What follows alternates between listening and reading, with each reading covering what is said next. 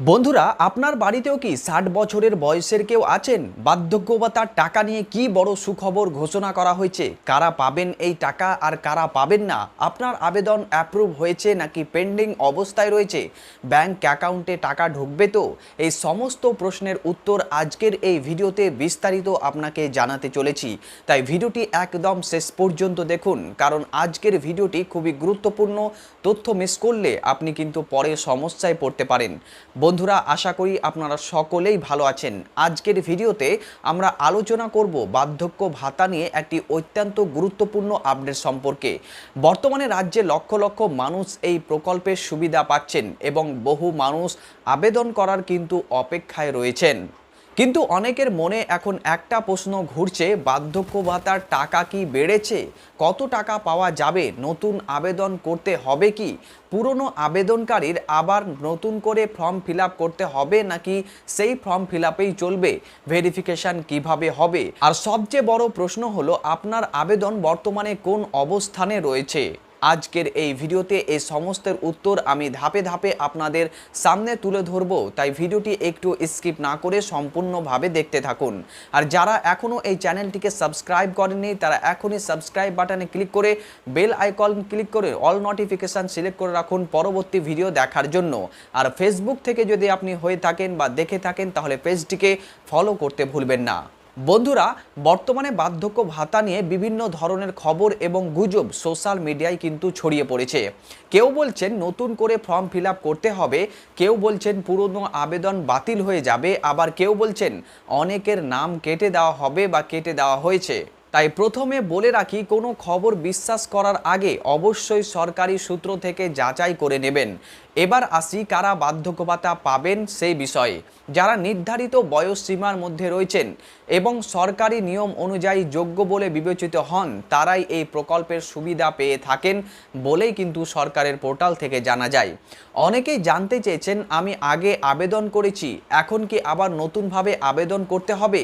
যদি আপনার আবেদন আগে থেকেই অনুমোদিত হয়ে থাকে এবং আপনি নিয়মিত টাকা পেয়ে থাকেন, তাহলে সাধারণত নতুন করে আবেদন করার কিন্তু কোনো প্রয়োজন পড়বে না। তবে আপনার তথ্য সঠিক আছে কিনা এবং ব্যাংকের তথ্য সঠিক আছে কিনা তা অবশ্যই যাচাই করে নেওয়া উচিত। এবার আসি সবচেয়ে বড় গুরুত্বপূর্ণ প্রশ্নে, আপনার আবেদন অ্যাপ্রুভ হয়েছে নাকি পেন্ডিং অবস্থাতেই রয়েছে সেটা আপনি কিভাবে বুঝবেন বা কিভাবে জানবেন? এর জন্য আপনাকে পশ্চিমবঙ্গ সরকারের জয় বাংলা পোর্টালে যেতে হবে এবং সেখানে ট্র্যাক অ্যাপ্লিকেশন স্টার্ট অপশানে ক্লিক করে আপনার স্ট্যাটাসটি আপনাকে কিন্তু চেক করতে হবে।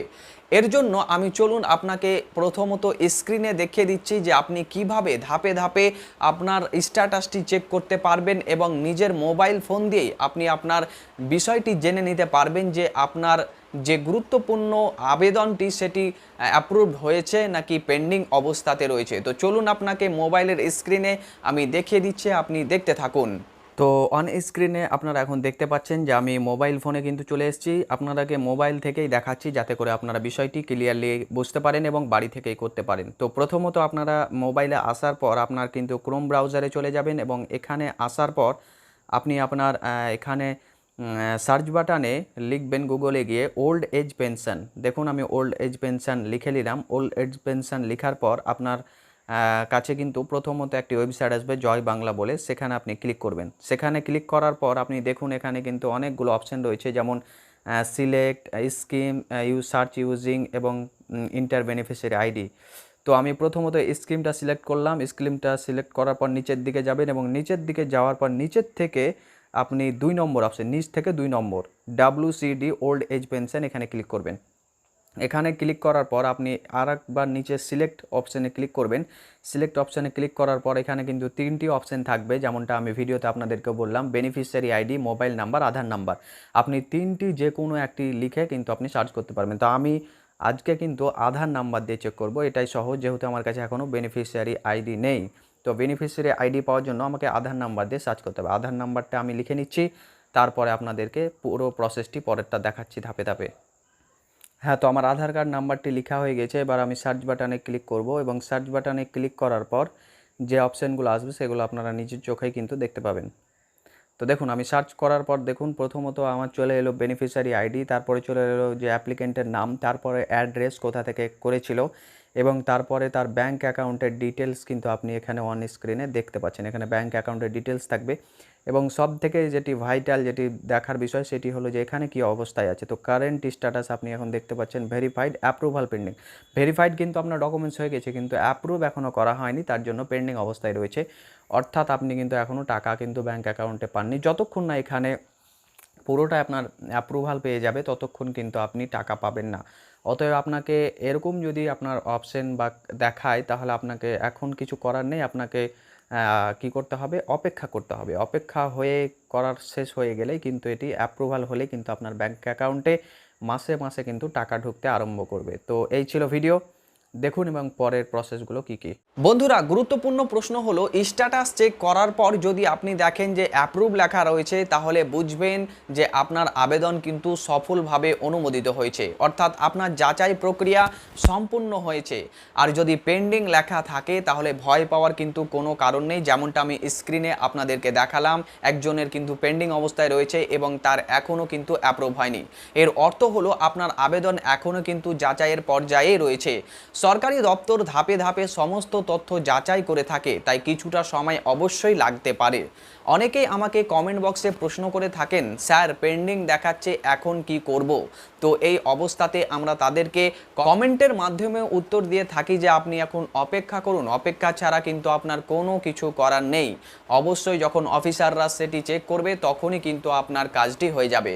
কিছুদিন পর আবার স্ট্যাটাস চেক করবেন, দেখবেন আপনার যাচাই প্রক্রিয়া সম্পূর্ণ হয়ে যেতে পারে, বা সম্পূর্ণ হলে কিন্তু সেটি অ্যাপ্রুভ বলে পরিবর্তন হয়ে যাবে। এবার আসি ব্যাংক অ্যাকাউন্ট সংক্রান্ত একটি গুরুত্বপূর্ণ বিষয়ে। অনেক সময় দেখা যায় আবেদন অনুমোদিত হয়েছে কিন্তু ব্যাংক অ্যাকাউন্টে টাকা ঢুকছে না। এর প্রধান কারণ হতে পারে ডিবিটি সক্রিয় না থাকা। ডিবিটির অর্থ হলো ডাইরেক্ট বেনিফিট ট্রান্সফার। আপনারা কিছুদিন আগে থেকে শুনছিলেন যে অন্নপূর্ণা ভান্ডারের যে বিষয়টি ডিবিটির মাধ্যমে দেওয়া হবে, তো কত মানুষ এই ডিবিটি করার জন্য হাজার হাজার মানুষ ব্যাংকে গিয়ে লাইন দিচ্ছিলেন। হ্যাঁ, সেটাই ঠিক, সরকারি অনুদানের টাকা সরাসরি ব্যাংক অ্যাকাউন্টে পাঠানোর জন্য এই ব্যবস্থা করা হয়ে থাকে। তাই আপনার ব্যাংক অ্যাকাউন্টে ডিবিটি সক্রিয় আছে কিনা তা অবশ্যই যাচাই করে নেবেন।